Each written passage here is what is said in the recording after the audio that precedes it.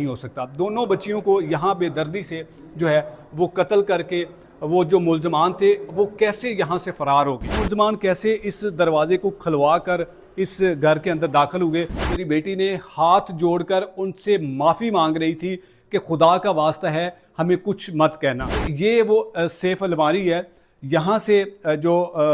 बच्चियों के वालिद ने कहा कि जी कुछ जो पैसे तकरीबन 12 लाख पाकिस्तानी। नाज़रीन, मैं हूँ एडी मलिक और नुशैरा विरका में मौजूद हूँ, उसी घर में जिस घर में कल सुबह सवेरे तकरीबन 10 से 11 बजे के करीब कुछ नामालूम मुल्ज़मान जो हैं वो इस घर के अंदर दाखिल होते हैं और 2 मासूम बहनों को घर में दाखिल होकर गोलियां मार के कत्ल कर देते हैं। जाए वक़ूआ आपको दिखाते हैं कि किस तरह से ये जो कातिल थे ये इस घर में दाखिल हुए। पहली वीडियो में आपने देखा कि घर के चारों तरफ से कोई दाखिले की कोई ऐसी एंट्री नहीं है कि किसी तरीके से इस घर के अंदर कोई दाखिल हो जाए। जैसे इस गेट से अगर आपको दिखाएं कि इस गेट के अलावा इस घर के अंदर दाखिल कोई नहीं हो सकता। वो मुल्ज़मान कैसे इस दरवाज़े को खुलवा कर इस घर के अंदर दाखिल हुए और इस घर में दाखिल होते साथ ही आपको इस तरह के 2 दरवाज़े नज़र आएंगे।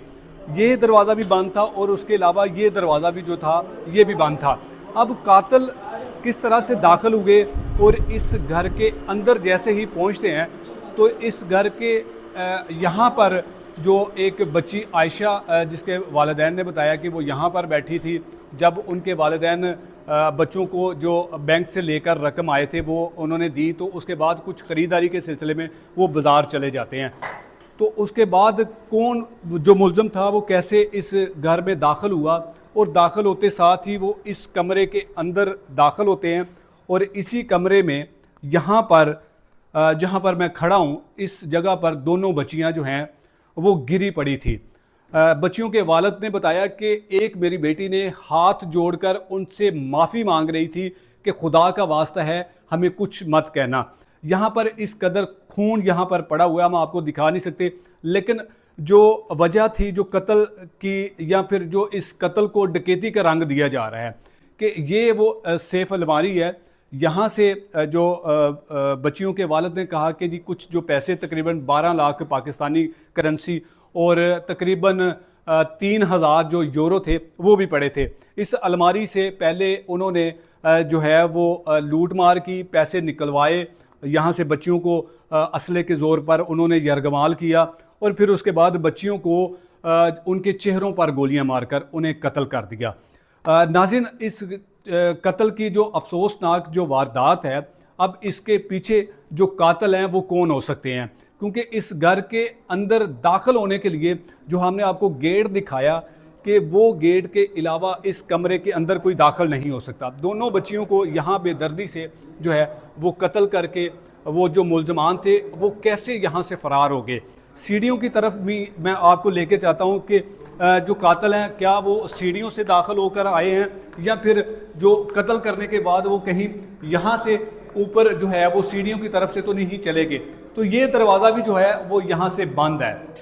यहाँ से भी कोई अंदर दाखिल नहीं हो सकता और ना ही कोई यहाँ से वापस जा सकता है। तो ऐनी शाहिदीन जो यहाँ पर मौके पर पहुँचे, जिन्होंने सबसे पहले इस हादसे को देखा कि ये बच्चियाँ जो घर में उनके वालिदैन जो बाज़ार गए हुए थे वो बार बार अपनी बेटी के मोबाइल नंबर पर कॉल्स कर रहे थे, लेकिन आगे से कोई रिस्पॉन्स नहीं आ रहा था। जब उन्होंने अपने मोहल्लेदार से रब्ता किया तो उन्होंने जब आके दरवाज़े को पहले तो लॉक किया और ज़ोर से खटखटाया, लेकिन जब अंदर से कहीं कोई दरवाज़ा खोलने की आहट उन्हें सुनाई नहीं दी तो अचानक से जो दरवाज़ा था वो क्योंकि लॉक नहीं था तो वो खुल गया और वो शख्स जो मोहल्लेदार था वो दाखिल होता है और उसने यहाँ पर जब उन दोनों बच्चियों को गिरे हुए खून में लथपथ देखा तो वो वहीं से वापस चला गया और उन्होंने इन दोनों बच्चियों के वालिद को जब बताया कि आपके घर में कत्ल की वारदात हो चुकी है, आपकी बेटियों को किसी ने कत्ल कर दिया है। हमारी जो इन बच्चियों के वालिद हैं जुल्फ़कार साहब, उनसे भी बड़ी डिटेल बात हुई है, लेकिन वो इस कंडीशन में नहीं है कि वो इस वक्त आपके सामने आपको ये जो कत्ल की वारदात है